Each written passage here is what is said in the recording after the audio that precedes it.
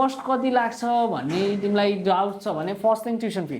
विदेश पढ्न जाने भन्ने बित्तिकै मेजर खर्च भनेको ट्युसन फी हो क्या।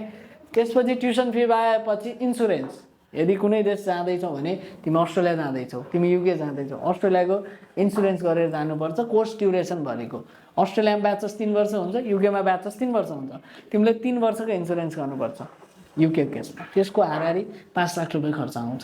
त्यो बाहेक भिजा एप्लिकेसन गर्नु पर्यो, अस्ट्रेलिया जाने भयो भने भिजा एप्लिकेसन फी तिर्नु पर्यो, युके जाने भयो भने गर्नु पर्यो, क्यानाडा जाने भयो भने गर्नु पर्यो, जहाँ जाने भयो भने हो। भिजा एप्लिकेसन लगभग हाराहारी 90,000 रुपियाँ आउँछ।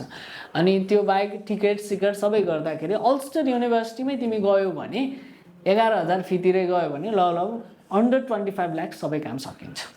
त्यो कुरा चाहिँ अहिलेदेखि घरमा भन्ने, किनभने के हुन्छ भने अब हाम्रो एक्सपिरियन्स बोल्ने हो। स्टुडेन्ट आएर अप्लाई गर्न रेडी हुन्छन्, सबै डकुमेन्ट्सहरू सकिया हुन्छन्, स्टुडेन्टलाई के लाग्छ 25 लाख रुपियाँ त हो, घरमा म्यानेज गरिहाल्नुहुन्छ नि भन्ने बित्तिकै भन्ने हुन्छ। तर 25 लाख भनेको ठुलो पैसा हो, इट्स अ बिग मनी।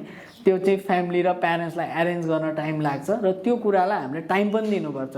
र त्यो टाइम दिनको लागि अहिलेदेखि नै इन्फर्म गरेर राख्ने, बुवा ड्याड ममहरूको हुनुहुन्छ गार्जेन, मेरो यति खर्च लाग्ने रहेछ, यो पैसा चाहिँ यो महिनातिर चाहिन सक्छ। अब मैले के भने ज्यान इन्टेक हो, तिमीलाई त्यो पैसा नोभेम्बर कि त डिसेम्बरतिर चाहिन्छ हो, नोभेम्बरतिर मलाई यति पैसा चाहिन्छ अप्लाई गर्नलाई, यो चाहिँ तपाईँले रेडी गरिदिनु, अथवा खोज्नुपर्ने भने खोज्नतिर लाग्दिनु। आफूसँग छ भने त्यो पैसा कहीँ युज नगरिकन राखिदिनु, त्यो भने मैले मेरो इन्टेक चाहिँ नछुटोस् भन्ने कुरा चाहिँ फ्यामिलीलाई भन्नु पऱ्यो। अरू त त्यही, अर्कै छ।